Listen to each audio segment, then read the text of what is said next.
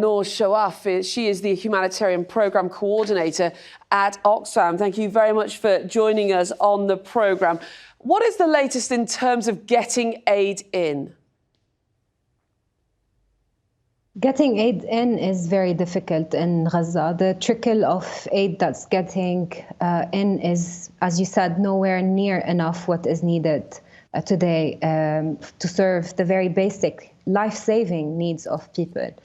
We know that people are in need of everything in Gaza, and no matter how much aid is getting in, is being allowed to get into Gaza, is not serving the purpose. And that's only being delivered to very specific places in Gaza, because a lot of our operations are basically suspended in the Gaza Strip, given the ongoing onslaught and given the ongoing air and land and sea bombardment across the Strip. So even if we are able to deliver some very basic life-saving aid in southern parts of Gaza, and mainly Rafah, we are unable to access other parts of Gaza where people are still living and where people are still being displaced. They're moving from one place to another, but this doesn't mean that they can get to areas of the south, and specifically Rafah.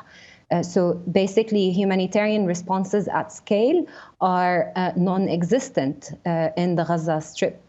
And even the humanitarian system entirely is failing. Excuse me, we're hearing about reports of civil disorder. People are starving there on a massive scale. How difficult is it to try and manage the demands with the aid that you have when people are struggling to this extent? It's very difficult and even impossible because people are starving, people are thirsty, people have nothing in Gaza. Our staff, our very own staff, our partners, the staff of our partners are displaced themselves. They're running after their own lives. They're seeking shelter, they're seeking safety, and they cannot find safety for themselves. So being operational within the current situation is very difficult.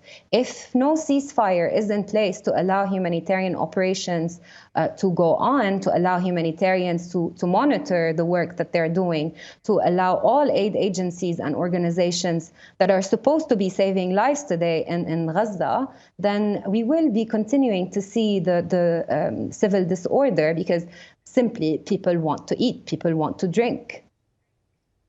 And what are the basics now that you need to be getting through to these people? Obviously, you've mentioned things like water, basic food items, but is it as simple as that, or is it medical supplies? You know, where does the list end?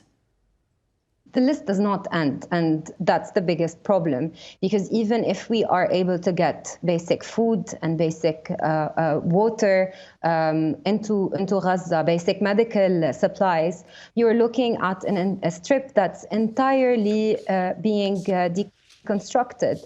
So for us to be able to repair desalination plants, and that's very simple, to get water to people, to get enough water to people, we need to repair desalination plants, we need to repair water pumps, and we do not have the material needed in Gaza today in order to do that. Oxfam is working with other organizations as well to try and get as much possible material that would allow us to fix and to repair and to rehabilitate the very basic systems that have been destroyed as a result.